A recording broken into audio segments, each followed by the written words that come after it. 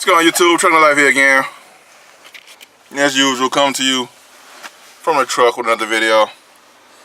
You know, I get a lot of questions sometimes pertaining to like being an owner operator. I'm gonna do another video about doing rails separately because it takes a certain type of person, man, to be an owner operator, man. An owner operator is a person that got a different mindset from everybody else. So I'm gonna give you today I say 5 attributes I think you should have or obtain or possibly become. You have to adopt this mindset in order to be an entrepreneur. I mean, not entrepreneur, but it's kind of entrepreneur, but no, I think it's more so an entrepreneur. But anyway, I'll do that another day. But to be an owner operator, so here we go.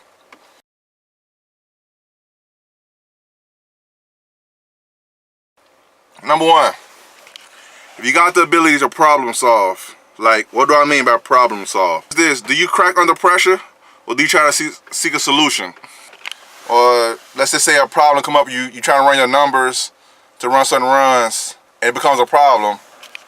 Are you the type that'll sit down and say, okay, well, let me analyze this, let me look and see what's going on, and then I go from there, try to fix the problem? Or are you the type as when stuff starts going wrong, you go into a corner, you're like, man, I can't handle that, that's too much pressure. Do you fall into a mode where you don't know how to handle the problem? You don't even try to address it, you just hope it go away? You might want to consider before you become an owner operator, because stuff gonna happen and it ain't gonna come up like, oh, hey, I missed the problem, I'm finna start happening right now, I need you to prepare yourself because it's gonna happen. No, stuff start happening, man.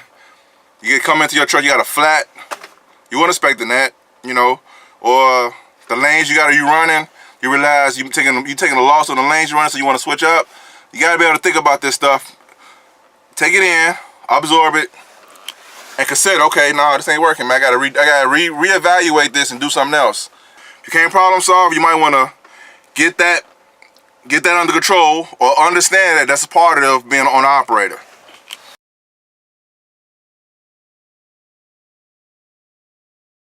Number 2, do you adapt quickly? Like, company drivers have a mindset, not for the most part, but a lot of them, they have a mindset of, when I come in, I park my truck, toss them the keys, I fill out my little form, my little inspection form at the end of the day, and I go home. That's the company driver mindset. Now, you got some owner operators the same mindset. When I come in, I park my truck, I don't worry about nothing, I just leave. Well, as an owner operator, you can't do that. Sometimes you can do that, sometimes you can't. You may be on your last run coming in from a run, and you pull over somewhere, you know, probably go to a rest area or a truck stop. You come out, you see you got a bolt in your tire. Now, this is what I'm saying, be able to adapt. Now, you know you got a load you got to take to a rail yard, or you got to take to a customer. You know you got your schedule you got to do. You got to have the ability to say, okay, I'm finna drop this off at the rail yard, then I'm gonna get this tire fixed, then I'm gonna keep going.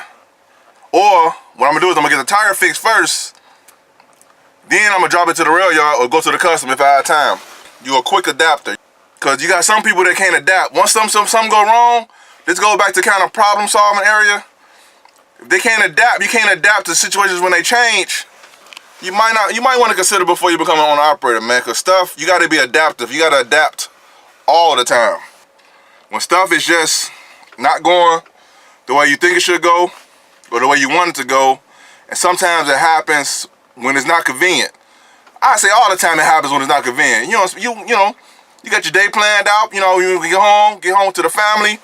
You want to go home, hit the park, get the movies, and then all of a sudden, you know, you got to get a repair on your truck on your way home, or you realize something going on with your truck on your way home. You got to be able to adapt. So I'm going to get this fixed real quick. I'm going to push my time up a little bit more. And I'm going to get home. I'm going to get wherever I got to go. I got to get this taken care of first. You're adapting to the situation.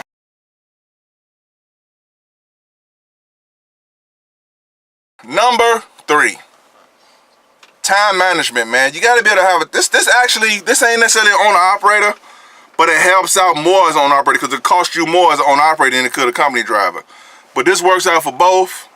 But I'm mainly talking to owner operators. Time management. You gotta be able to manage. You gotta be able to manage your activity within a certain time period in order to make your day more productive, to be able to make your money for the day, and don't be out here all day trying to chase your tail. Now you can either do this in the rail yards, or you can do this as a road driver. So I got experience in all of this stuff. Yeah, most of you guys just know me from rail yards, but I got so much experience with other stuff. It's crazy, man.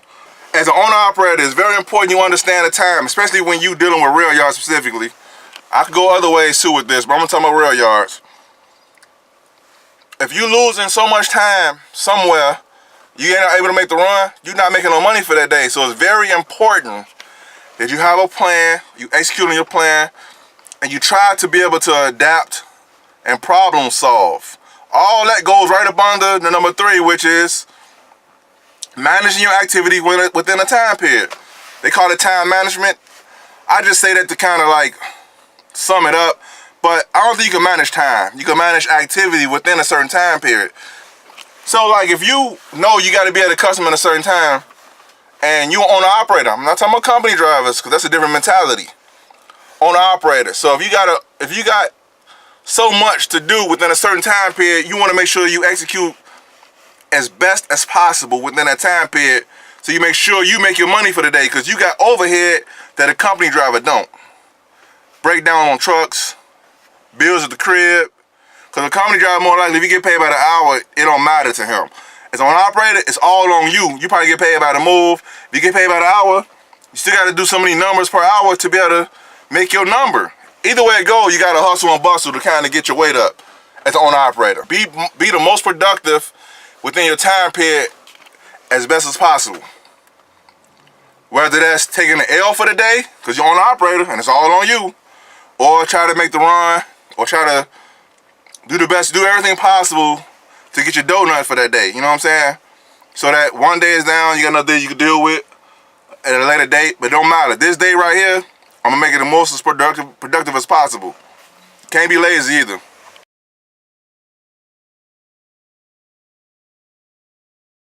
Laziness. Laziness is a person who don't want to do nothing extra. For the most part, they don't even want to do what they have to do. You don't even want to do the work. Like, you don't even want to do the work needed to accomplish your job to make your money. That's lazy. Like if you go to, you get up out the bed, nah, I'll get there when I get there. Nah, I hope I run today. Oh man, nah, I don't know. They don't like me. I don't know. I just don't want to go in there because they don't like me. Skip all of that, man. You got a truck that need to be worked on at one point in time. You got bills you got to pay. You got stuff going on. You can't be lazy. You can't be lazy. You got to get up and make stuff happen. Now, you don't have to do all the same stuff that I do. Like, I know a lot of drivers don't do nothing I do. I get up on the trailers. I adjust brakes. I tape stuff up. I glue stuff together, zip tie it. You don't have to do all that. That don't make you lazy. But a person that's lazy is the person that know they got to do something, and they have to do it, and they just don't do it because they just don't feel like it, because they lazy. So if you are a lazy person, you might not want to become an owner operator, because a lazy person and an owner operator do not mix together. It's too much stuff that you independent on to be lazy. So if you're lazy, you might want to get rid of the laziness or reconsider being an owner operator. This is just for people out here who want to be an owner operator. It ain't for everybody, man. At the end of the day, you can't be lazy. You got to get it done. So that brings us to my 5th point and my final point in this video.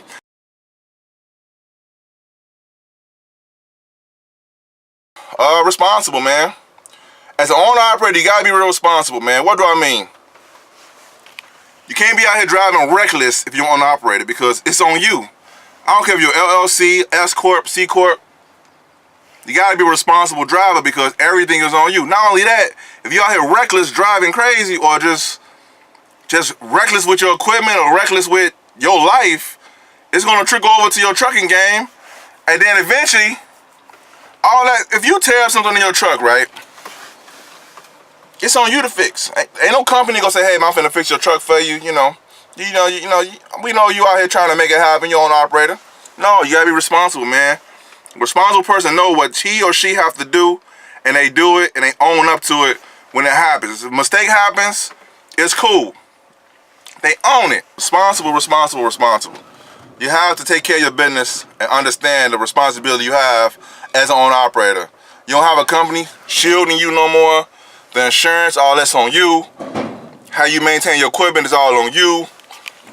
How you maintain your equipment and your household is all on you. You gotta be responsible. You can't be out here just because you see a big check come in, you think all that money is yours. No, it ain't all yours. What's yours is, after everything's paid, after you put away your maintenance, your taxes or whatever, the household bills, then you have whatever's left, that's for you. You have to be responsible. You know what I'm saying? That's being a responsible person. So if you're not a responsible person, you might want to reconsider being an owner-operator, because it's a lot of responsibility that comes along with being an owner-operator. You're not a company driver. You have a bigger title, but yeah, it comes with bigger responsibilities, you know? So these are my 5 things, guys, I thought I'd share for people who want to become an owner-operator. Just if you don't have these qualities, don't matter. You can always train your mind to be all of these things. It ain't never too late. You just gotta understand what a problem is and address it. You might want to obtain these qualities, at least some of these qualities, before you become an owner-operator. Alright, YouTube. I hope this video was helpful, gave you a little more understanding if you want to become an owner-operator. Anyway, hope you guys got some understanding in this video. See you guys in the next video. Peace.